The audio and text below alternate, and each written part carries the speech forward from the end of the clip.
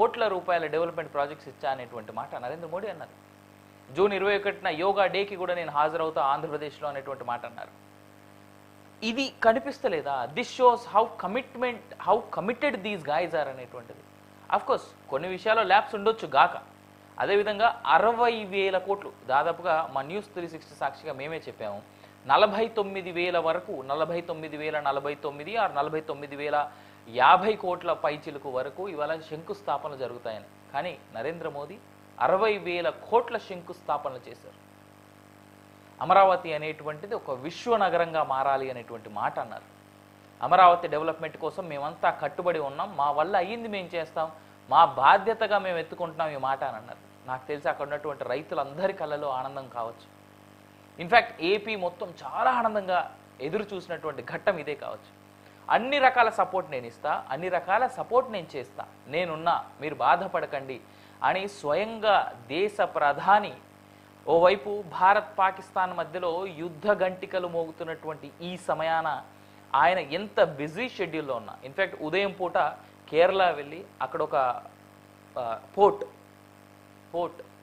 ఒక పోర్టుకు సంబంధించినటువంటి ఇనాగరల్ ప్రోగ్రామ్ అంతా చేసుకొని, అఫ్కోర్స్ గౌతమ్ అదానియే ఆ పోర్టుకి సంబంధించి డెవలప్మెంట్ చేస్తూ ఉన్నారు. చాలామంది ఏరుస్తారేమో కానీ ఇక్కడ ఒక విషయం చెప్పాలి, out of the box context అయినప్పటికీ కూడా అక్కడ కమ్యూనిస్ట్ కాంగ్రెస్ గవర్నమెంట్ నడుస్తుంది కదా, ఎన్డీఏ కాదు ఇండి కూటమి నడుస్తుంది. అక్కడ ఇండి కూటమిలో కూడా గౌతమ్ అదాని పెట్టుబడులు పెట్టాడు ఇవాళ. అంటే అదాని మోడీ కోసం పెట్టాడా, దేశ డెవలప్మెంట్ కోసం పెట్టాడా? కొంతమంది దీనికి సమాధానాలు ఎత్తుక్కోవాలి. హవెవర్ రేపు పొద్దున ఏపీలో కూడా ఏదో ఒక పోర్టులో ఆయన పెట్టుబడి పెడతాడేమో తెలిసి, పెడితే అప్పుడు కూడా ఇలాగే వాగుతారా? వాగేటువంటి ముఖములు ప్రశ్నార్థకాలే. హవెవర్ ఈరోజు డిబేట్ని కంటిన్యూ చేద్దాం. మన డిబేట్లో మెయిన్ సబ్జెక్ట్ ఇదే. ఇవాళ ఆంధ్రప్రదేశ్ రాష్ట్రం కోసం ఇటు మోడీ మాట్లాడిన మాటలు, పవన్ కళ్యాణ్ మాట్లాడిన మాటలు, చంద్రబాబు నాయుడు మాట్లాడిన మాటలు, అదేవిధంగా నారా లోకేష్ మాట్లాడినటువంటి మాటలు, ఆంధ్రప్రదేశ్ రాష్ట్ర డెవలప్మెంట్కి, అదేవిధంగా అమరావతి కట్టడానికి, రాష్ట్ర రాజధాని ఏర్పాటుకు వీళ్ళంతా కట్టుబడి ఉన్నటువంటి తీరు కంటిన్యూ చేద్దాం. మనతో పాటు జాయిన్ అవుతా ఉన్నారు సత్యమూర్తి గారు ఫ్రమ్ బీజేపీ, ఫిరోజ్ గారు ఫ్రమ్ టీడీపీ, సతీష్ గారు ఫ్రమ్ జనసేన, అదేవిధంగా పార్థసారథి గారు as a political analyst join అవుతా ఉన్నారు. సత్యమూర్తి గారు, సతీష్ గారికి అదేవిధంగా పార్థసారథి గారికి గుడ్ ఈవినింగ్. ముందుగా సతీష్ గారి దగ్గరికి వెళ్దాం. సతీష్ గారు మీట్లో ఉన్నారు. నేను మాట్లాడుతున్నాను. యా సతీష్ గారు, now I can hear you.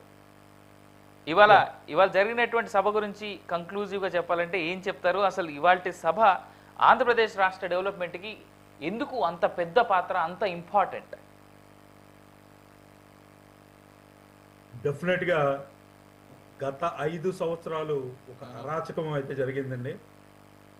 Amaravati రాజధాని కింద ఉండాలా లేదా అనేది తర్వాత విషయం.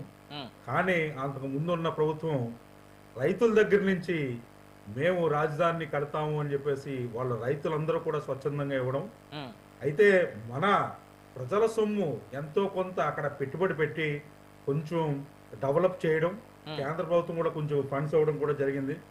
అలాంటిది 5 సంవత్సరాలు ఒక చిన్న కంకర పెట్టి కూడా కదలకుండా వీళ్ళు 5 సంవత్సరాల పాటు రాజధాని ఏది అంటే చెప్పలేని పరిస్థితుల్లో మనల్ని నెట్టి పూర్తిగా అంధకారంలో నెట్టే పరిస్థితి అయితే జరిగింది. మనం ఎన్ని ఆపర్చునిటీస్ గత 5 సంవత్సరాలు వదులుకున్నాం అన్నది చాలా చాలా చూసాం. ఎందుకంటే ఒక సుస్థిరమైన రాజధాని లేకపోతే మనం చాలా చాలా అవకాశాలు కోల్పోతాం అని చెప్పేసి గత 5 సంవత్సరాల నుంచి జరిగిన సంఘటనలే ఒక ఇది చేస్తుంది.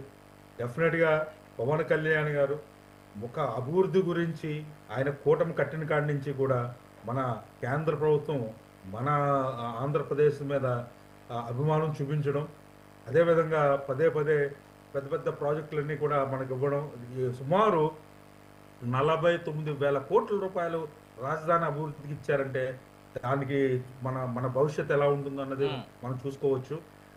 ఇంకొకటి ఏంటంటే పెద్ద బాధ ఏంటంటే రైతులు ఆవేదన, కొంతమంది రైతులు చనిపోయారు కూడాను, భూములు ఇచ్చిన రైతులు ఏం చేయాలి అని అర్థం కాకుండా అలాంటి రైతులకు కూడా ఇదొక మంచి శుభవార్త అవుతుంది.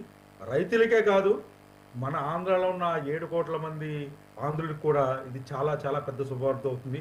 ఇది ప్రపంచవ్యాప్తంగా ఉన్న తెలుగు వారికి కూడా మంచి అవకాశంగానే మారుతుంది. దీన్నైతే మనం రోడ్లు కానీ రహదారులు కానీ రహదారుల విషయంలో అయితే మాత్రం గత 5 సంవత్సరాలు చాలా దారుణమైన పరిస్థితి అయితే చూసాం మనం. ఏ ఒక్క రోడ్డు కూడా సరైన ఇది లేకుండా మనం ఎన్నో ప్రమాదాలు జరిగి కొంతమంది యాక్సిడెంట్ల రూపంలో కూడా చనిపోయిన సంఘటనలు అయితే చాలా ఉన్నాయి.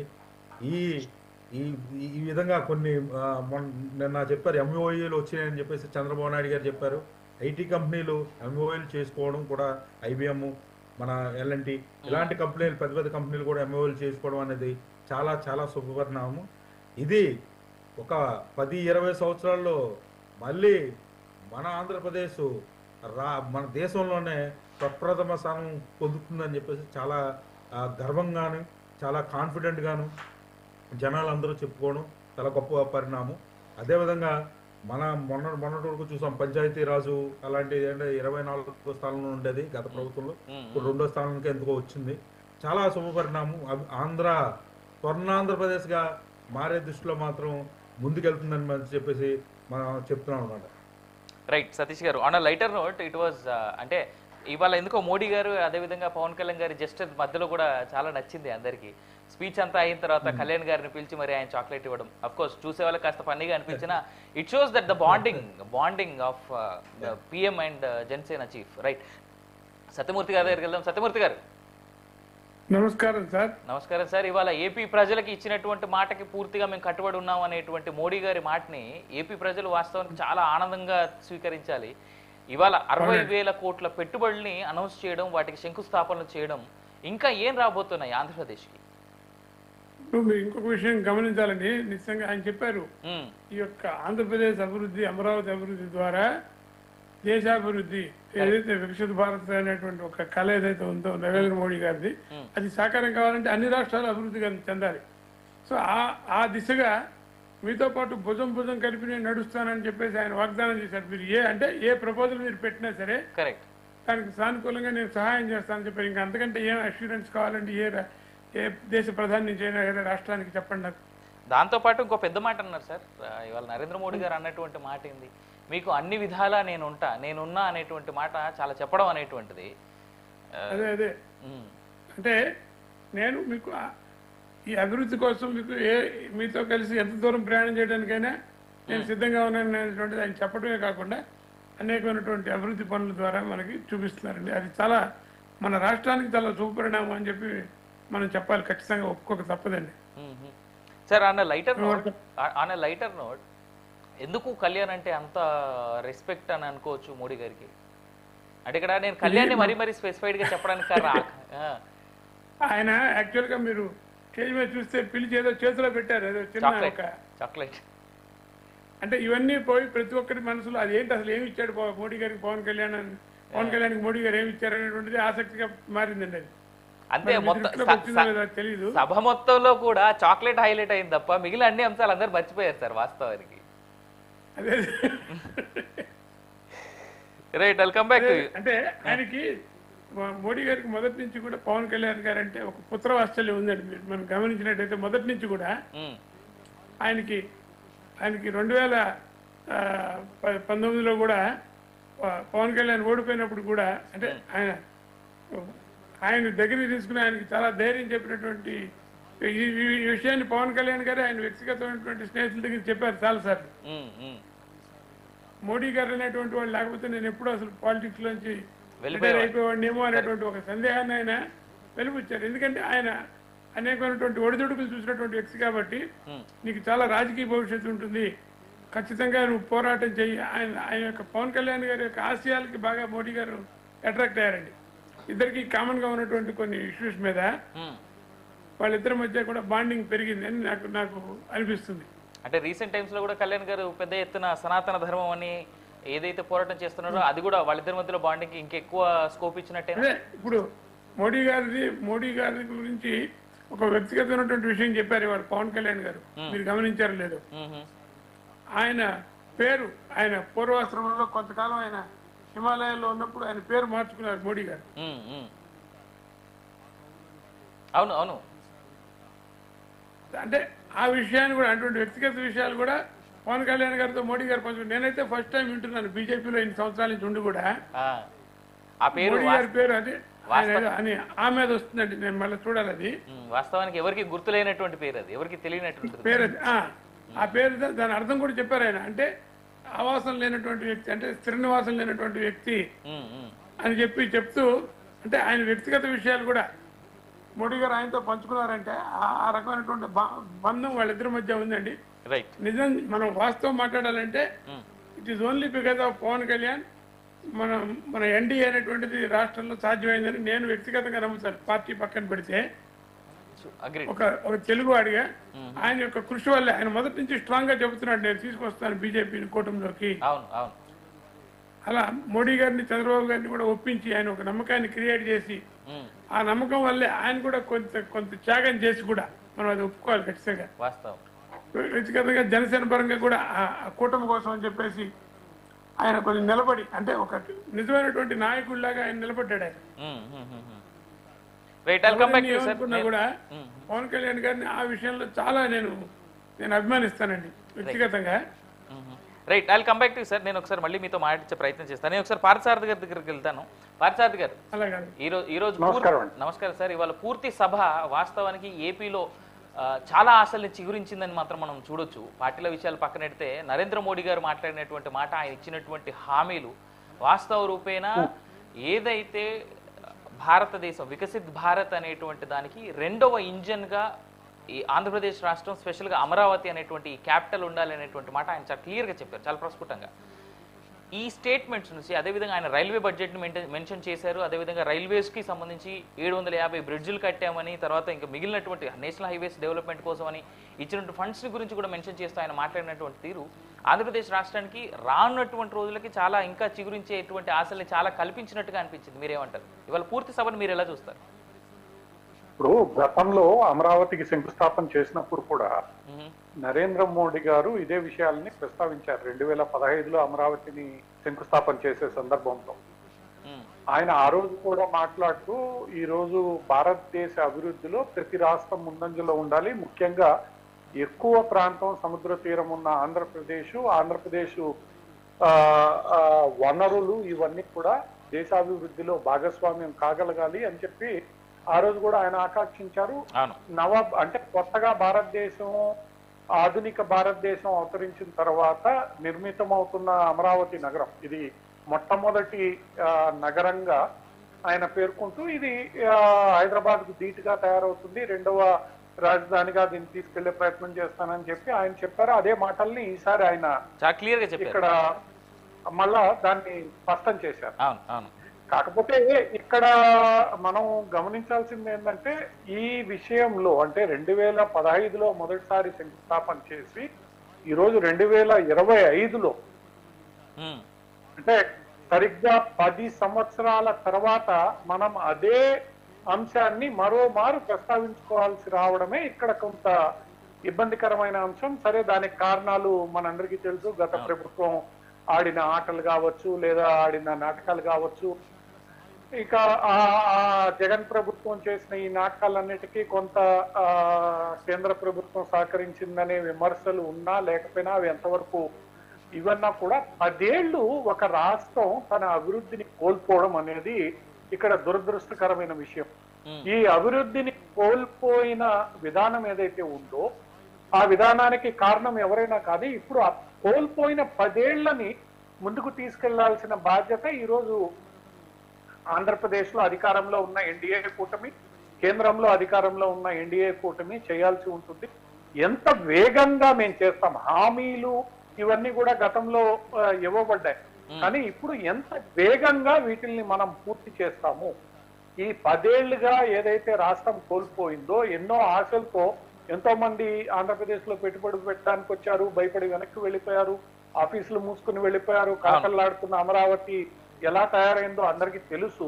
నిర్మానుష్యంగా అయిపోయి అంధకారమయం అయిపోయిన అమరావతి మళ్ళా ఏదైతే పునర్వైభవానికి ఎంత త్వరగా తీసుకురాగలుగుతారో అన్నది ఇక్కడ ప్రధానమైన అంశం. ఆ దిశగా రాష్ట్ర కేంద్ర ప్రభుత్వాలు నిజంగా కలిసి పనిచేయాలి. ప్రధానమంత్రి గారు చెప్పినట్లు అలా నిజంగా పని చేస్తారని ఆంధ్రప్రదేశ్ ప్రజలు, ఎవరైతే ఆంధ్రప్రదేశ్ రాష్ట్రానికి సంబంధించి బాగోగులు కోరుకుంటారో వాళ్ళందరూ ఆశిస్తున్నారో ఆ దిశగా మాటలే కాకుండా చేతలు కూడా ఉంటాయని మనం ఆశించాలి. అదేవిధంగా నేను ఈ సందర్భంలో ఒకసారి చెప్పాలి, వేదిక పైనుంచి దాదాపుగా వాళ్ళు 18 కీలకమైనటువంటి ప్రాజెక్టుల పనులకి శంకుస్థాపన చేసినట్టుగా కనిపిస్తోంది. మొదటిది శాసనసభ నిర్మాణానికి శంకుస్థాపన, తర్వాత ఏపీ హైకోర్టు నిర్మాణ పనులకు శంకుస్థాపన, హెచ్ఓడి టవర్స్, అదేవిధంగా trunk project, Amaravati trunk project 0.53 టీఎంసీల నీటి సామర్థ్యం గల 3 జలాశయాలతో పాటు మరికొన్ని ప్రాజెక్టులు. ఇక్కడ అమరావతి ట్రంక్ ప్రాజెక్ట్గా పిలువబడుతున్నటువంటి ఈ జలాశయ ప్రాజెక్టు గురించి నిజంగా చాలా పెద్ద ఎత్తున మాట్లాడుకోవాలి. సత్యమూర్తి గారు, ఏ విధంగా అంటే దాదాపు 3 జలాశయాలు, అది అమరావతి కోసం మాత్రమే 0.53 టీఎంసీల సామర్థ్యం కలిగినటువంటి జలాశయాలు కేవలం అమరావతి కోసమే. అంటే పక్కనే కృష్ణా ఉంది మనకు ఆల్రెడీ. ఈ మెయిన్ ఈ సబ్జెక్ట్, దీన్ని ఎలా చూడాలి మనం? ఇది ఎందుకంటే ఇప్పుడు మీరు చంద్రబాబు నాయుడు గారు మాటలు మనం గమనించినట్టయితే ఇది ఒక గ్రీన్ ఫీల్డ్ క్యాపిటల్ గా డెవలప్ చేస్తా అని చెప్పారు ఆయన. మనం అంటే ఈ గ్రీన్ ఫీల్డ్ క్యాపిటల్ అంటే మొత్తం గ్రీనరీ అంతా ఉండేటువంటి ఒక green energy, clean energy and green energy అనేటువంటిది వాళ్ళ ప్రపంచం మొత్తం మీద కూడా ప్రతి ఒక్కరు మాట్లాడుకున్నటువంటిది. కాబట్టి దానికోసం అని చెప్పి మనకి నీటి వనరులు అనేటువంటి చాలా ముఖ్యం. అలాగే ఈ క్యాచ్మెంట్ ఏరియా మొత్తం ఇప్పుడు మీకు వచ్చినటువంటి ఒక కృష్ణానది నుంచి పొగిన ఎక్సెస్ వాటర్ కావచ్చు, లేదు ఈ వర్షాల వల్ల వచ్చినటువంటి నీటిని కూడా క్యాచ్మెంట్ ఏరియాలో చేసి ఈ రకంగా దీన్ని నీటిని సద్వినియోగం చేసి నీరు యొక్క అవసరం అనేటువంటిది దీనికి ఉంటుంది కాబట్టి ఆ ఏరియాకి ఆ రకమైనటువంటి ఆలోచనతో దాని అలాగే మన బ్యూటిఫికేషన్కి కూడా ఇప్పుడు ఆ ఏరియాలో ఒక 3 చెరువులు ఉండటం వల్ల ఆ ప్రాంతం ఒక పర్యాటకానికి కానీ దానికి కూడా చాలా అద్భుతంగా ఉంటుంది అనేటువంటి ఆలోచన కూడా దానిలో ఉన్నట్టుగా నేనైతే భావిస్తున్నానండి. కాబట్టి ఈ ఏదైతే ఈ మీరు చెప్పిన ఈ అమరావతి ట్రంక్ ప్రాజెక్ట్ అయితే చాలా ఈ కీ ప్రాజెక్ట్ అని చెప్పేసి నేను నమ్ముతున్నాను. ఇవాళ మనం గ్రీన్ ఎనర్జీ, క్లీన్ ఎనర్జీతో పాటు గ్రీనరీకి మనం ఇచ్చేటువంటి ప్రాధాన్యానికి ఈ వాటర్ అనేటువంటిది చాలా ఉపయోగపడుతుందండి. సత్యమూర్తి గారు, ఇందులో ఇంకొక అంశం ఏంటంటే ఆ వాగు ఏదైతే అమరావతి గుండా వెళ్తుందో ఆ వాగు చాలా సందర్భాల్లో పొంగి పొర్లుతుంది. ఆ వాగు ప్రవాహాన్ని నియంత్రించడానికి కూడా భవిష్యత్తులో అమరావతిలో ఆ వాగు వల్ల వరదలు అవి సంభవించకుండా కూడా ఈ మొత్తం 3 జలాశయాలు నియంత్రిస్తాయి. అదేలేండి, ఇఫ్ ఐఎమ్ నాట్ రాంగ్ అది కొండవీటి వాగేదో అంటారు మన కొండవీటి వాగు ఏదైతే ఉందే దాన్ని ఆ ప్రాంతంలో కొంత ఇబ్బందికరమైన వాతావరణాన్ని అది సృష్టిస్తూ ఉంటుంది. ఆ కొండవీటి వాగును నియంత్రించడానికి ఈ 3 జలాశయాలు, ఒకటి నీటి అవసరాలు, ఆ వాగుని నియంత్రించడము, మూడోది మీరు చెప్పినట్లు గ్రీన్ క్యాపిటల్ కి సంబంధించిన అవసరాలు తీర్చడానికి అది ఉపయోగపడుతుంది. Right, I'll come back to you sir. ఒక చిన్న బ్రేక్ వెళ్దాం. బ్రేక్ నుంచి వచ్చిన తర్వాత let's discuss more about today's programme, ఇవాళ జరిగినటువంటి సంఘటనల గురించి. First for more details stay tuned.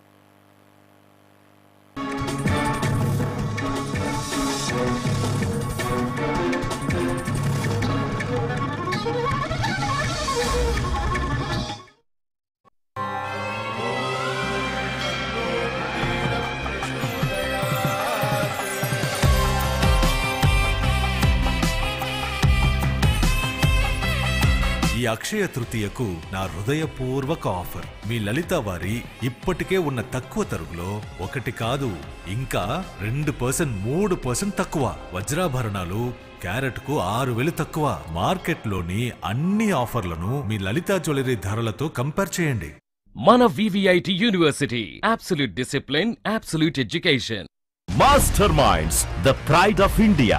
Commerce విద్యా చరిత్రలో కనీ విని ఎరుగని ఫలితాలు కేవలం 6 నెలల్లో సిఏ ఫస్ట్ ర్యాంకులు సాధించిన ఏకైక సంస్థ Master Minds, the pride of India. మన VVIT university, absolute discipline, absolute education. Intermediate CEC విద్యార్థులకు సిఈసితో పాటు సిఎంఏ ఫౌండేషన్ బోధించే విద్యా సంస్థ మాస్టర్ మైండ్స్. సుమారు 600 గంటల పాటు సిఎంఏ ఫౌండేషన్ బోధన. Master Minds. మన VVIT university, absolute discipline, absolute education. Inter MEC చదివే విద్యార్థులకు సుమారుగా 1000 గంటలు సిఏ ఫౌండేషన్ బోధిస్తున్న విద్యా సంస్థ. ఇతర విద్యా సంస్థల్లో చదివే విద్యార్థులను అడిగిన తరువాతే మాస్టర్ మైండ్స్ లో చేరండి. Master Minds, the pride of India. Commerce విద్యా చరిత్రలో కనీ విని ఎరుగని ఫలితాలు కేవలం 6 నెలల్లో సిఏ, సిఎంఏ కోర్సుల్లో 3 ఆల్ ఇండియా ఫస్ట్ ర్యాంకులు సాధించిన ఏకైక సంస్థ Master Minds, the pride of India. అప్పుడు, ఇప్పుడు, ఎప్పుడు ఆంధ్ర హాస్పిటల్స్, మన హాస్పిటల్స్. అప్పుడు ఇప్పుడు ఎప్పుడు ఆంధ్ర హాస్పిటల్స్, మన హాస్పిటల్స్. ఇంటర్మీడియట్ సిఈసి విద్యార్థులకు సిఈసితో పాటు సిఎంఏ ఫౌండేషన్ బోధించే విద్యా సంస్థ మాస్టర్ మైండ్స్. సుమారు 600 గంటల పాటు సిఎంఏ ఫౌండేషన్ బోధన మాస్టర్ మైండ్స్. మన VVIT university, absolute discipline, absolute education. అప్పుడు ఇప్పుడు ఎప్పుడు ఆంధ్ర హాస్పిటల్స్, మన హాస్పిటల్స్. అప్పుడు ఇప్పుడు ఎప్పుడు ఆంధ్ర హాస్పిటల్స్, మన hospitals.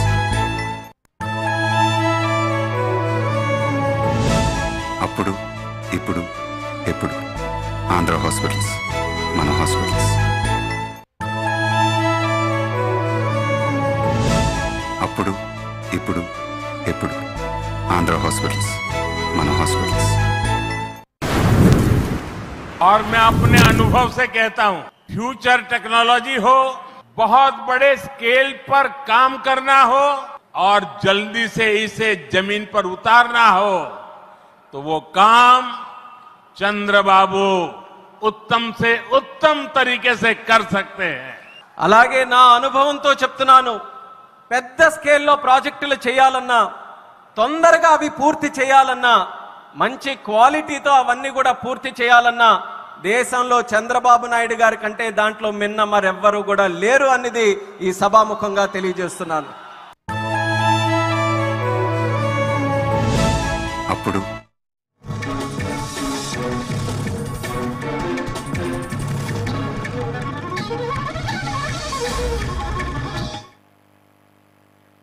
Welcome back. Let's discuss about it. అయితే ఇక్కడ పవన్ కళ్యాణ్ గారు మాట్లాడుతూ ఒక మాట అన్నాడు. రాళ్ళు రప్పల్లో కూడా రాజధానిని చూసినటువంటి వ్యక్తి పవన్ కళ్యాణ్ అనేటువంటి చంద్రబాబు నాయుడు గారు అనేటువంటి ఒక మాట అన్నారు. అదే కాదు, చంద్రబాబు నాయుడు మాట్లాడుతూ కూడా నరేంద్ర మోడీ గారిని ఒక మాట అన్నారు. ఆయన ఏమన్నారు?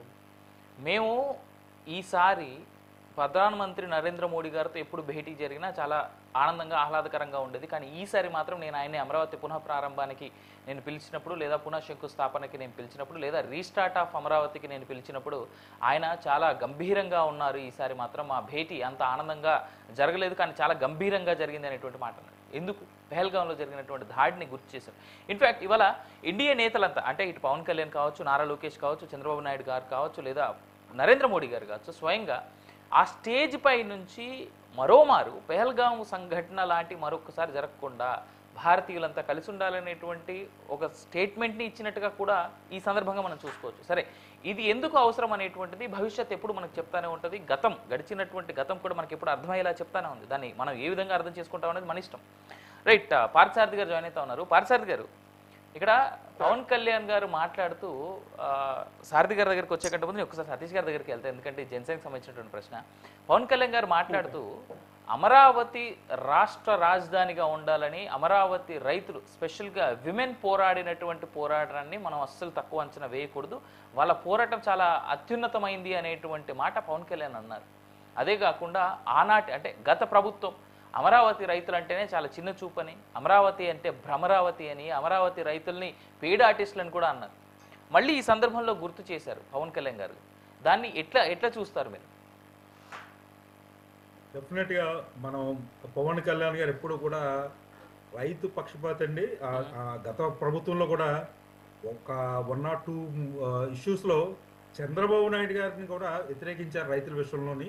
ఆయన ముందు నుంచి కూడా రైతులందరినీ కూడా వాళ్ళకి అన్యాయం జరుగుతుందని చెప్పేసి కొంత అవసరం అయితే బాబు గారితో కూడా విభేదించి ఆ రోజు వ్యవహారం అయితే నడిపారు. ఆయన అప్పటి నుంచి కూడా ఆ విషయం ఏంటంటే ఆ రైతులకు సపోర్ట్గా నిలవడం, వాళ్ళ భవిష్యత్తు అలాంటే వాళ్ళ వారసులు కానీ, ఆ రైతుల యొక్క వారసులు కానీ, మిగతా వాళ్ళందరూ కూడా అంధకారంలో పోయిందండి. అది ఏంటి, ఏమవుతుంది, ఈ 3 రాజధానులు 3 ముక్కలాట ఆడుకున్న జగన్ గారు అది ఏమవుతుందో తెలియని ఇదిలో ఉంది. కానీ మన పవన్ కళ్యాణ్ గారు ఫస్ట్ నుంచి కూడా ఆ అంశాన్ని చాలా జాగ్రత్తగా చూసి, అది ఎప్పుడు కూడా ఎక్కడ కూడా డ్రాప్ అవ్వకుండా ఈ మనం నెగ్గడం ముఖ్యం అని చెప్పి చాలా ఇదిగా వెళ్ళడం, నెగ్గాక ఆ అంశాన్ని పెద్దల సమక్షంలో పెట్టడం, మళ్ళీ తిరిగి అమరావతికి మంచి నిధులు వచ్చే ప్రయత్నంలో కూడా ఎంతో కొంత మంచి పాత్ర అయితే పవన్ కళ్యాణ్ గారు పోషించారని మాత్రం చెప్పగలను. ఆయన పవన్ కళ్యాణ్ గారిని గతంలో చాలా మంది దత్తపుత్రుడు అని అనేవారు. నిజంగా ఆయన దత్తపుత్రుడే.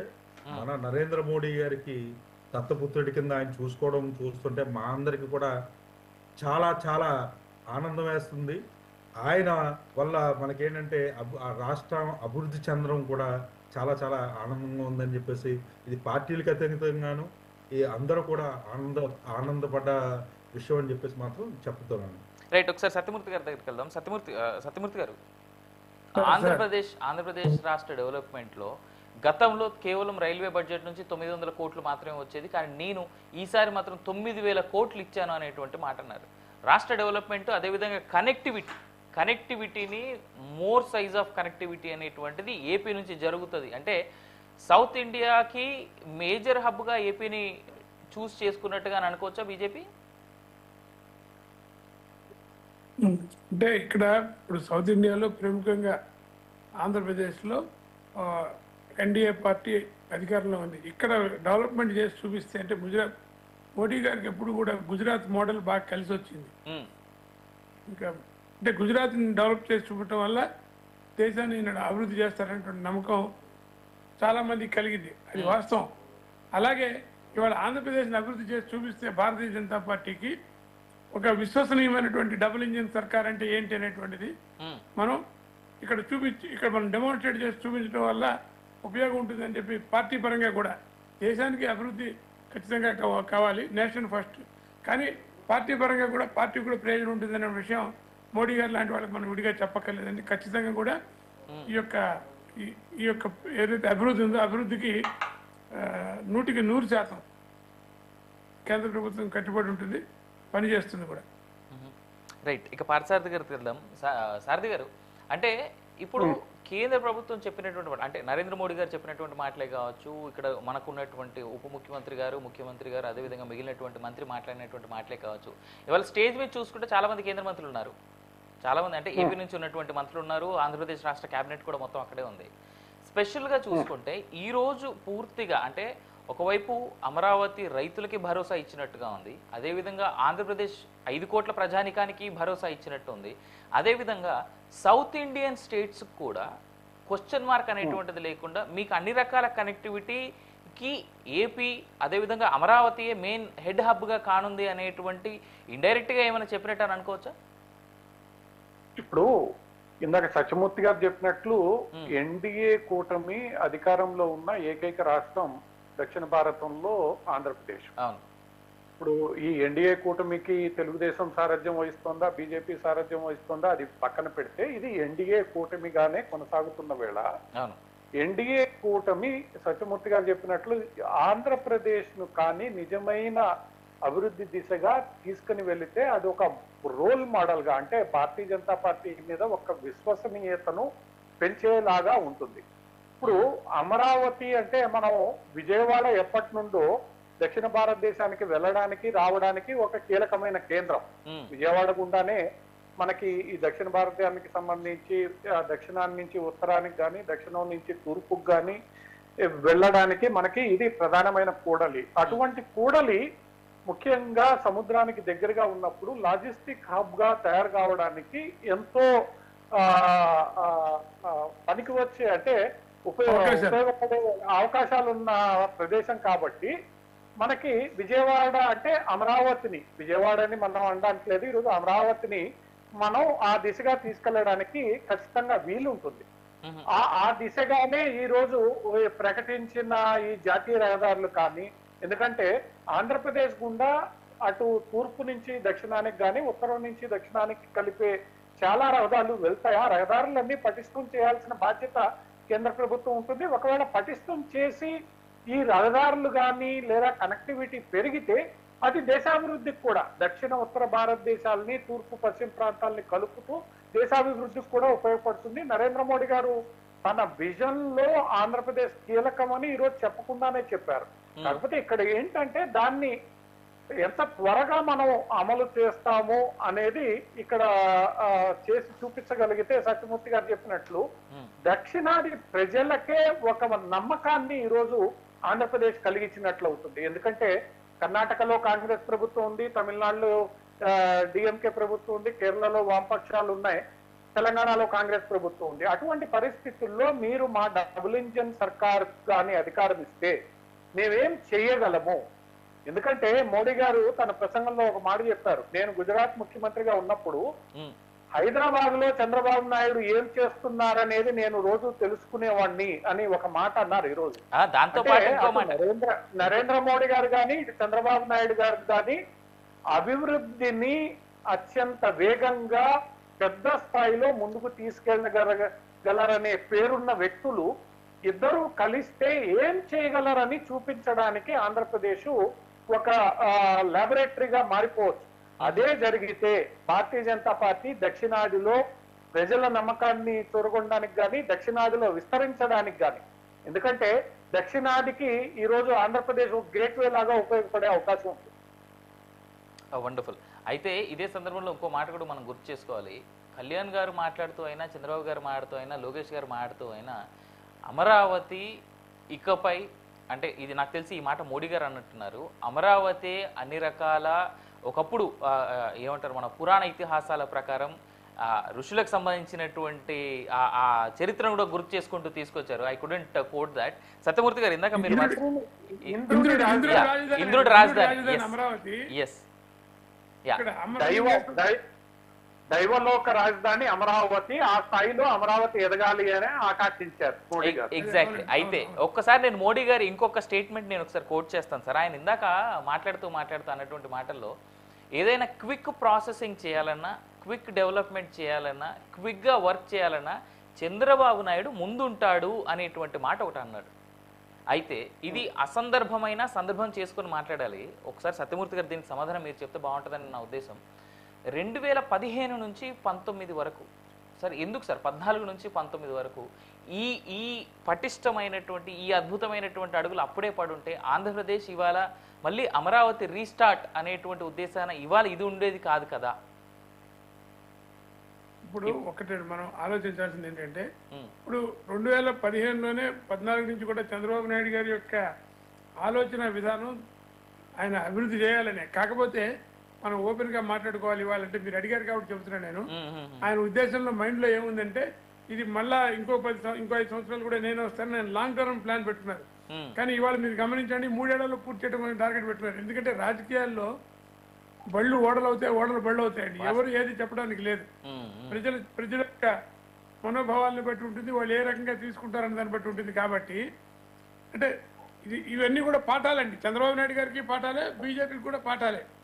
ఎందుకంటే మనం గతంలో జరిగినటువంటి వాటిని మనం పాఠాలు. ఆయన మోడీ గారు ఒక మాట చెప్పారు, నేను 10 ఏళ్ళ నుంచి మేము చేయాల్సినంత సపోర్ట్ చేస్తూనే ఉన్నాం, తీసుకోవాల్సినంత తీసుకోవాలన్నట్టుగానే ఆయన మాట్లాడారు నర్మగర్భంగా. సో ఏదేమైనా కూడా మీరు చెప్పినట్టుగా గత 5 సంవత్సరాలు, అంటే 10 సంవత్సరాలు మన రాష్ట్రం విడిపోయాక 5 సంవత్సరాలు ఒక తాత్కాలిక రాజధాని, తాత్కాలిక హైకోర్టు, ఒక తాత్కాలికమైనటువంటి అసెంబ్లీ, ఈ రకమైనటువంటి అంటే చక్కటి కట్టాలి. ఇప్పుడు చంద్రబాబు నాయుడు గారి ఆలోచన మనం ఎక్కడ కూడా తప్పడానికి లేదండి. ఎందుకంటే మొత్తం దేశంలో ఏ రాష్ట్ర ముఖ్యమంత్రి అయినా సరే ఒక ఆదర్శంగా పెట్టుకునేటట్టుగా చంద్రబాబు నాయుడు గారు పనిచేశారు. అంతకుముందు ఉమ్మడి ఆంధ్రప్రదేశ్కి ముఖ్యమంత్రిగా ఉన్నప్పుడు ఆయన, ఎందుకంటే అనేక మంది ఇప్పుడు ఎస్ఎం కృష్ణ లాంటి వాళ్ళు, అంటే మనం పార్టీలు పక్కన పెడితే అనేక రాష్ట్రాల ముఖ్యమంత్రులు మనం అభివృద్ధి చేసి మనం చూపించాలి అని చంద్రబాబు నాయుడు గారితో పోటీ పడటానికి వాళ్ళు ఆ రకంగా పనిచేసేవారు, ఒక స్పిరిట్ తోటి. అంటే ఆ రకమైన ఒక రోల్ మోడల్గా చంద్రబాబు నాయుడు గారు నిలిచారు. కానీ ఆయన ఎవరి ఆలోచన కూడా కొన్నిసార్లు రాజకీయమైనటువంటి ఆలోచనలు ఉంటాయి. ఇప్పుడు చంద్రబాబు నాయుడు గారు కూడా అలా రాజకీయమైనటువంటి ఆలోచనలు ఏవో చేశారు ఆయన. సరే, అన్ని ఆలోచనలు అందరూ అన్ని వేళలా సక్సెస్ కావండి రాజకీయాల్లో. కాబట్టి అది అది గొప్ప విషయం ఏంటంటే, చూడండి, మోడీ గారిని చంద్రబాబు నాయుడు గారు ఏమన్నా, మోడీ గారు చంద్రబాబు నాయుడు ఏమన్నా అన్నింటినీ ఏమి పెట్టుకోకుండా వాళ్ళిద్దరూ శివకేశవుల్లాగా. నేను ఈ మాట ఎందుకు చెప్తున్నానంటే, ఒకళ్ళు గొప్పతనాన్ని ఒకళ్ళు కీర్తించారు కదా సభాముఖంగా. అవును, వాస్తవం, అదైతే వాస్తవం అండి. పిఎం సీఎంని, సీఎం పిఎంని, సీఎంలు జనరల్గా పిఎంని పొగుడతారు, కానీ ఒక పిఎం నేను ఉన్నప్పుడు సీఎంగా ఈయన కూడా నాతో పాటు పరిగెట్టి పనిచేశాడు అనేటువంటి ఉద్దేశాన్ని పొగడ్డం నాకు తెలిసి ఇదే ఫస్ట్ టైం అనుకుంటా చంద్రబాబు నాయుడు గారిని మోడీ గారు ఇంత పెద్ద ఎత్తున పొగడ్డం. అది వాస్తవం అండి. యాక్చువల్గా చంద్రబాబు నాయుడు గారు ఇక్కడ ఉమ్మడి ఆంధ్రప్రదేశ్ ముఖ్యమంత్రిగా ఉన్నప్పుడు ఆయన ఐటీ రంగాన్ని పరుగులు పెట్టించారు. దేశం యావత్తు కూడా చంద్రబాబు నాయుడు గారిని అక్కడ బిల్ గేట్స్ లాంటి వాడిని ఆయన హైదరాబాద్కి తీసుకొచ్చారు. ఆయన ఇవన్నీ మనం మర్చిపోకూడదండి. సో కాబట్టి అంటే ఆయన ఒక్కటే చేశారా? ఇప్పుడు ఎవరెవరు ఎలా ఉంటారు? ఆయన ఒక్కడే అభివృద్ధి చేశారా? మిగతా వాళ్ళు చేయలేదు. అది మనం ఆ చర్చలోకి వెళ్ళొద్దు. కానీ ఖచ్చితంగా క్రెడిట్ మాత్రం ఆయనకి ఇవ్వాల్సిన క్రెడిట్ ఆయనకి ఇవ్వాలి. ఎవరికి ఇవ్వాల్సిన క్రెడిట్ వాళ్ళకి ఇవ్వాలండి. ఆ రకంగా ఆయన చంద్రబాబు నాయుడు గారు ఎప్పుడు కూడా అభివృద్ధి మంత్రం, మిగతా రాజకీయాలు పక్కన పెట్టినా కూడా ఆయన అభివృద్ధి మంత్రం చంద్రబాబు నాయుడు గారు. ఇప్పుడు నేను బీజేపీ అనేది కూడా నాకు వ్యక్తిగతంగా చాలా అభిమానించే రాజకీయ నాయకులు చంద్రబాబు నాయుడు గారు ఒకరండి. మీకు ఇవాళ చెప్తున్నాను నేను. అంటే ఆయన మమ్మల్ని విభేదించి వెళ్ళిపోయినప్పుడు కూడా, ఎందుకంటే నేను సింగపూర్లో ఉన్నప్పుడు అనేక మార్లు చంద్రబాబు నాయుడు గారిని వ్యక్తిగతంగా కలవడం జరిగింది. ఆయన సింగపూర్ తరచూ వస్తుండేవారు. నేను అక్కడ సింగపూర్ తెలుగు సమాజం అధ్యక్షుడిగా ఉన్నప్పుడు ఒక తెలుగు సమాజం అధ్యక్షుడిగా ఆయన్ని రాజకీయ పార్టీలకు అతీతంగా ఆయన్ని కలవటం అనేక సార్లు ఆయనతో చర్చించడం జరిగింది. కాబట్టి ఆ రకంగా వ్యక్తిగతంగా కూడా నేను చూసి చాలా అభిమానించేటువంటి రాజకీయ నాయకులు ఆయన కూడా ఒకరు. కాబట్టి ఆయనకు ఒక విజన్ అనేటువంటిది ఉందండి.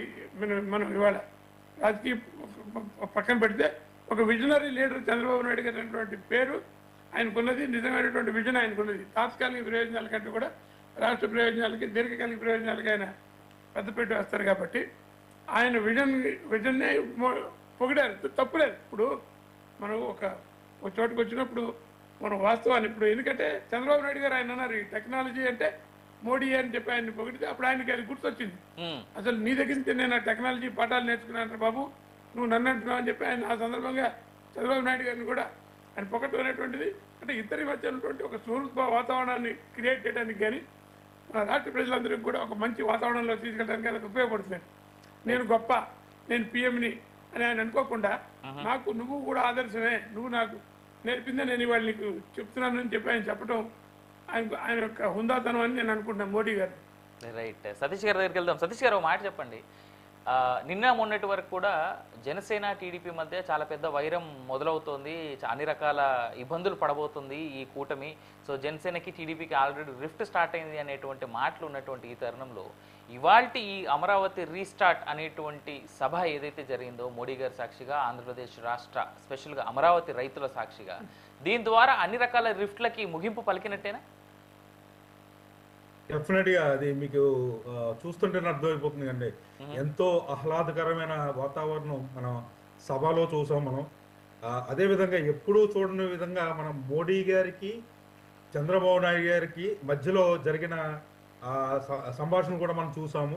అది డెఫినెట్ గా ఏంటంటే వీళ్ళు కింద స్థాయిలో ఏదో చిన్న చిన్న ఇబ్బందులు ఉండొచ్చు, కానీ ఇంతకు ముందు లేని కొంచెం శాంతి స్వభావం అంటే కొంచెం పరస్పరం ప్రోత్సహించుకునే విధానం గట్రా చూస్తుంటే వీళ్ళు ఈ కూటమి రాష్ట్ర భవిష్యత్తుకి సంసిద్ధమైందని వాళ్ళు పక్కాగా వాళ్ళందరూ కూడా ఎన్ని సమస్యలు ఉన్నా సరే, ఎన్ని అంతర్గత సమస్యలు ఉన్నా సరే వాళ్ళందరూ కూడా కలిసికట్టుగా రాష్ట్ర అభివృద్ధి అయితే చేయడం జరుగుతుందని చెప్పేసి చాలా స్పష్టంగా అయితే తెలియవస్తుంది. అదేవిధంగా మన అంటే మొన్నటి వరకు కూడా టీడీపీలో ఎలా జరుగుతుందని, జనసేనలో ఎలా జరుగుతుందని, ఇవాళ జరిగిన సభ ఒక పెద్ద సమాధానం అయితే చెప్పింది. మన రాష్ట్ర భవిష్యత్తు ఫస్ట్ వస్తుంది. అదేవిధంగా మన మోడీ గారు కూడా ఎంతగా మన చంద్రబాబు నాయుడు గారు గంభీరంగా వ్యవహరించారని చెప్పేసి అన్నారు. అదేంటంటే పాపం యుద్ధం వాతావరణం నెలకొన్న టైంలో కూడా ఆయన ఒక చేత్తో అలాంటి సమస్యలన్నీ తీరుస్తూనే ఒక పక్కన పక్కాగా రాష్ట్ర అభివృద్ధి కానీ దేశ అభివృద్ధి మీద ఆయన దృష్టి పెట్టడం చాలా చాలా సంతోషంగా ఉంది. మోడీ గారికి ఈ సందర్భంగా మరొక్కసారి జై చెప్పాలని చెప్పేసి దేశ ప్రజలందరూ చెప్పాలని, ఇదే విధంగా ఈ వీళ్ళ మధ్యనున్న ఇదంతా కూడా ఇలాగ కంటిన్యూ కావాలని పవన్ కళ్యాణ్ గారు కానీ, చంద్రబాబు నాయుడు గారు కానీ, నరేంద్ర మోడీ గారు కానీ ఇంకా ముందుకు వెళ్ళాలని చెప్పేసి చిన్న చిన్న పరస్పరమైన విభేదాలన్నీ కూడా పక్కన పెట్టి వీళ్ళు రాష్ట్ర అభివృద్ధికి దేశ అభివృద్ధికి కూడా కట్టుబడి ఉన్నారని మాత్రం చాలా స్పష్టంగా తెలియవచ్చింది. రైట్. పార్థసారథి గారు, ఇప్పుడు నేను అడిగినటువంటి చెప్తాను సార్, మీరు పర్మిట్ చేస్తే. చెప్పండి. ఒక్క పార్టీలోనే ఇలాంటి వైషమ్యాలు ఉంటాయండి. మీరు మీరు 2 పార్టీల మధ్య అంటున్నారు, 2 పార్టీలు పక్కకి పెట్టండి. ఒకే పార్టీలోనే ఈ పోస్ట్ నాకు రాలేదని ఆ పోస్ట్ నాకు రావాలనో ఇవన్నీ ఉంటాయి. అటువంటి ఇప్పుడు ఇక్కడ మధ్యలో ప్రాబ్లం ఏంటంటే మీడియా వాటిని పెంచుతుంది. అది మీడియా జాబ్ అది. ఎందుకంటే మీడియా ఉన్నదే అందుకు కాబట్టి వాళ్ళు దాన్ని కొంచెం ఎస్కలేట్ చేస్తుంటారు. సతీష్ గారు చెప్పినట్టుగా రాష్ట్ర హితం దేశ హితం ముందు ఇవన్నీ కూడా చిన్నవైపోతాయి, అవి పెద్దగా ఉంటాయి. కాబట్టి మన కుటుంబంలో కూడా ఉంటాయి ఇలాంటి వైషమ్యాలు, అన్నదమ్ముల మధ్యలో ఉంటాయి, అక్క చెల్లెల మధ్యలో, అన్నదమ్ముల మధ్యలో ఇవన్నీ ఉంటాయి. వీటన్నిటిని కూడా మనం కుటుంబ హితం కోసం అన్నట్టుగా, అలాగే రాష్ట్ర హితం దేశ హితం కోసం వీటన్నిటిని సర్దుకుని అవసరం. ఇవాళ రాష్ట్రానికి కూటమిగా ముందుకు వెళ్ళడం అవసరం.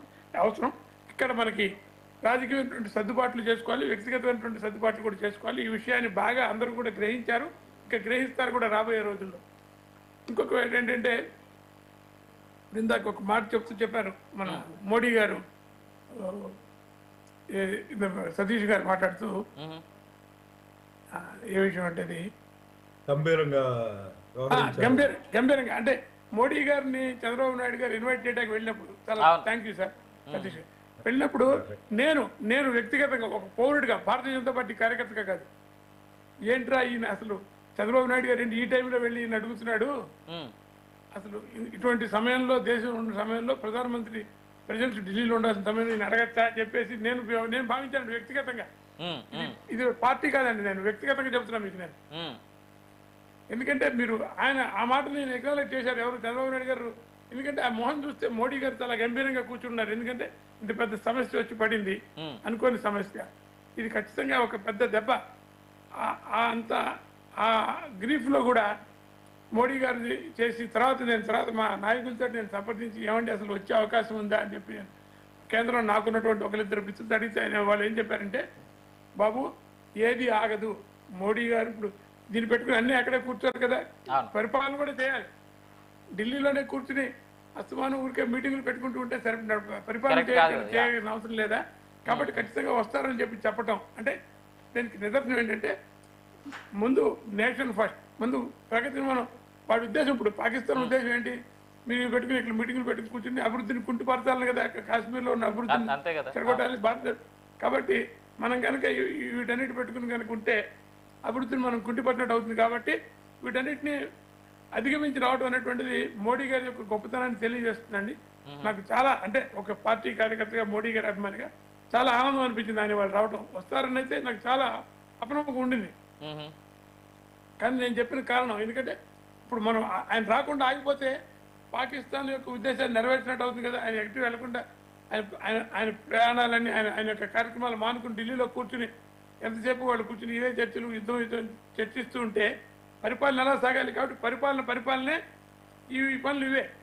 అది ఆయన రెండింటిని కూడా ఐసోలేట్ చేస్తూ ఇవాళ మొత్తం కేరళ వెళ్ళారు, అలాగే ఇంకా వేరే రాష్ట్రాలకు కూడా వెళ్ళి ఎక్కడా కూడా కుంటుపడకుండా పరిపాలన కుంటుపడకూడదు. కాబట్టి ఆయన చేయడం అనేటువంటిది ఆయన యొక్క వ్యక్తిత్వానికి ఒక నిదర్శనం. మనం చెప్పుకుంటాం, పటేల్ గారు ఎప్పుడో ఆయన కోర్టులో వాదిస్తున్నప్పుడు ఆయనకు ఒక లెటర్ వస్తే దాన్ని పక్కన పడేసి ఆ వాదన పూర్తి చేస్తే మీరు అందరూ వినే ఉంటారు, మనం చదువుకున్నాం. ఆయన భార్య చనిపోయిందని చెప్తే కూడా ఆ రోజు ఆయన చెప్తాడు. ఎందుకంటే కొంతమంది స్వాతంత్ర సమరయోధుల యొక్క భవిష్యత్తు నిర్ణయించేటువంటి ఒక ఆర్గ్యుమెంట్లో ఆయన ఉన్నారు. ఆయన ఆ రోజు సడన్ గా అక్కడ పెట్టి వెళ్ళిపోతే వాళ్ళ పని ఏమైపోవాలి. కాబట్టి ఆయన అలా అంటే అట్లా స్థితప్రజ్ఞత. నేను గొప్పగా ఇప్పుడు మా నాయకుడు కాబట్టి గొప్పగా చెప్తాను చెప్పట్లేదు, మన అందరికీ నాయకుడైనా, భారతదేశానికి నాయకుడైనా. కాబట్టి అంటే వ్యక్తిత్వ విషయంలో చెప్తాను గొప్ప విషయాలు. రైట్ సత్యమూర్తి గారు, నేను ఒకసారి పార్థసారథి గారు తెలియను. సారథి గారు, ఫైనల్ గా ఇవాళ జరిగినటువంటి మీటింగ్ ద్వారా ఇచ్చినటువంటి ప్రామిస్లని ఏపీ ప్రభుత్వం కానీ ఏపీ ప్రజలు కానీ ఏ విధంగా రిసీవ్ చేసుకోవాలి, అదేవిధంగా ఆంధ్రప్రదేశ్లో ఉన్నటువంటి ప్రజల్లో నిన్నటి వరకు కూడా చాలా, ఈరోజు ఉదయం వరకు కూడా చాలా రకాల సందేహాలు ఉండేది. అమరావతి రాజధాని విషయంలో కావచ్చు, రాజధానికి భూములు ఇచ్చినటువంటి రైతుల విషయంలో కావచ్చు, లేదా రాష్ట్ర డెవలప్మెంట్ విషయంలో కావచ్చు. కానీ ఇవాళ అందరి ముఖంగా, ఆ రైతుల ముఖంగా, అదేవిధంగా ఆంధ్రప్రదేశ్ రాష్ట్ర ప్రజల ముఖావి విధంగా ఇవాళ చాలా పెద్ద ఎత్తున మోడీ గారు చాలా స్టేట్మెంట్స్ చేశారు. అదేవిధంగా కూటమి ప్రభుత్వం కూడా చాలా స్టేట్మెంట్స్ ఇచ్చింది. సో ఇవన్నిటిని చూసుకొని కంక్లూజివ్గా ఆంధ్రప్రదేశ్ ప్రజలు ఏం డిసైడ్ అవ్వాలంట? ఆంధ్రప్రదేశ్ ప్రజలు ఆశిస్తున్నది ఒకటే, ఇందాక సత్యమూర్తి గారు చెప్పినట్లు దేశాభివృద్ధిలో ఆంధ్రప్రదేశ్ భాగస్వామ్యం కావాలి. కరెక్ట్.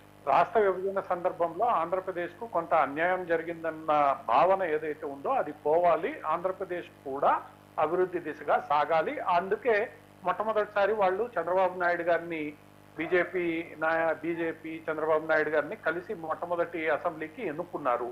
సరే, సత్యమూర్తి గారు చెప్పినట్లు, శ్రీధర్ గారు చెప్పినట్లు ఏవో కొన్ని రాజకీయ కారణాల చేత ఆ రోజు చంద్రబాబు నాయుడు గారు అనుకున్నది పూర్తి చేయలేకపోయారు. ఆ తర్వాత జగన్ గారు వచ్చారు, మొత్తం గందరగోళం అయింది. 10 ఏళ్లు ఈ అభివృద్ధి నిలిచిపోయింది. అటువంటి పరిస్థితుల్లో ఈ రోజు ఆ అభివృద్ధి అంతే వేగంగా, ఎందుకంటే ఇందాక సోదరులు చెప్పినట్టు 3 ఏళ్లలో ఈసారి అభివృద్ధిని పూర్తి చేయాలి, అంటే ఏదైతే అమరావతి ప్రణాళిక ఉందో అది పూర్తి చేయాలి. అంత వేగంగా ఇదంతా పూర్తి చేసి ఆంధ్రప్రదేశ్ ని కూడా ముందుకు తీసుకెళ్లగలిగితే అది ఎన్డీఏ కూటమికి కూడా లాభము, భారతీయ జనతా పార్టీకి లాభము, ఆంధ్రప్రదేశ్ ప్రజలకు లాభం. ఆంధ్రప్రదేశ్ ప్రజలతో పాటు దేశానికి కూడా లాభం. ఒక మాట పవన్ కళ్యాణ్ గారు మాట్లాడుతూ ఏమన్నారు, మా ప్రజలు బెంగళూరుకో చెన్నైకో హైదరాబాద్కో వెళ్లకుండా ఇక్కడ పని చేసుకునే విధంగా ఇక్కడ అభివృద్ధి జరగాలి అని ఒక మాట పవన్ కళ్యాణ్ గారు అన్నారు. ఆ దిశగా ఈ రోజు ఈ డబుల్ ఇంజిన్ సర్కారు పని చేస్తే ఆంధ్రప్రదేశ్ ప్రజలు వాళ్ళ మీద ఉంచిన నమ్మకం నిలబడుతుంది. అది ఆంధ్రప్రదేశ్ ప్రజలకే కాదు, దక్షిణ భారతంలో ఉన్న అందరి ప్రజలకు కూడా ఒక భారతీయ జనతా పార్టీ ఎన్డీఏ కూటమి మీద నమ్మకాన్ని ఇచ్చిన వాళ్ళు ఈరోజు అవుతారు.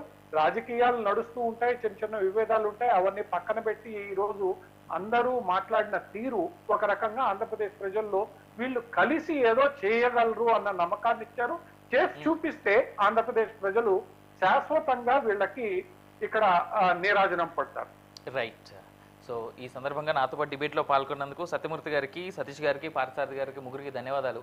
ఫైనల్గా నేను చెప్పొచ్చేటువంటి మాట ఏంటంటే, ఈ అమరావతికి శంకుస్థాపన అంటే రీస్టార్ట్ జరుగుతున్నటువంటి ఈ సమయంలోనే క్వాంటమ్ కంప్యూటింగ్ కార్యక్రమాలు నిర్వహించడానికి క్వాంటమ్ వాలీ టెక్ పార్క్ని అమరావతి సాక్షిగా, అదేవిధంగా ఆంధ్రప్రదేశ్లో క్వాంటమ్ టెక్ వ్యాలీని ఏర్పాటు చేయబోతున్నట్టుగా చంద్రబాబు నాయుడు గారు కూడా అనౌన్స్ చేయడం అనేటువంటిది చాలా ఆనందదాయకమైనటువంటి అంశం. ఇందాక మన డిబేట్లో గెస్ట్లు మాట్లాడుతూ పవన్ కళ్యాణ్ గారు స్టేట్మెంట్ని కోట్ చేశారు. చెన్నైకో, బెంగళూరుకో, అదేవిధంగా హైదరాబాద్కో, ఢిల్లీకో వెళ్ళాల్సిన అవసరం లేకుండా మా వాళ్ళంతా ఇక్కడే పని చేసుకునేలాగా మేబీ క్వాంటమ్ వ్యాలీ కనుక పాసిబుల్ అయ్యిందనుకోండి, టీసీఎస్, మైక్రోసాఫ్ట్, ఇంకో సంస్థ అందరూ కలిపి వచ్చేసి ఎక్కడికి వెళ్ళాల్సిన పని లేదుగా, హ్యాపీగా మీ స్టేట్లో మీరే, మన స్టేట్లో మనమే పని చేసుకోవచ్చు. ఆన్ దట్ పర్టికులర్ నోట్, ఇవాళ జరిగినటువంటి అమరావతి రీస్టార్ట్ అనేటువంటి ఈ సభ నిజంగా చాలా కన్నుల విందుగా, చాలా కన్నుల పండుగ జరిగింది. ఆంధ్రప్రదేశ్ రాష్ట్రం చంద్రబాబు నాయుడు గారు చెప్పినట్టుగా, నరేంద్ర మోడీ గారు చెప్పినట్టుగా, పవన్ కళ్యాణ్ గారు చెప్పినట్టుగా 3 సంవత్సరాల్లో ఫుల్ ఫ్లెడ్జ్గా కాకపోయినా కనీసం 50% అయినా వీళ్ళు కట్టి చూపగలిగితే ఆంధ్రప్రదేశ్ ప్రజలు ఎట్టి పరిస్థితుల్లో వీళ్ళని మరవకుండా అటు ఎన్డీఏ కూటమిని పూర్తి స్థాయిలో భుజాలకు ఎత్తుకుని మళ్ళీ గెలిపించుకుంటారు అనేటువంటి మాటకి ఎలాంటి డౌట్ అయితే కనబడట్లేదు డెవలప్మెంట్ విషయంలో అనేటువంటిది ఉన్నటువంటి సమాచారం. ఇక మిగిలిన అంశాల గురించి నేను మాట్లాడాను కానీ ప్రస్తుతానికి, ఎందుకంటే ఆనందంగా డెవలప్మెంట్ గురించి మనం మాట్లాడుతున్నాడు, మిగిలిన వాటి గురించి మనం మాట్లాడుకోవద్దు. మరో డిబేట్లో మళ్ళీ కలుద్దాం. అప్పటి వరకు చూస్తూనే ఉండండి. For more updates news 360. నేను మీ అవినాష్ జనగామ, సైనింగ్ ఆఫ్.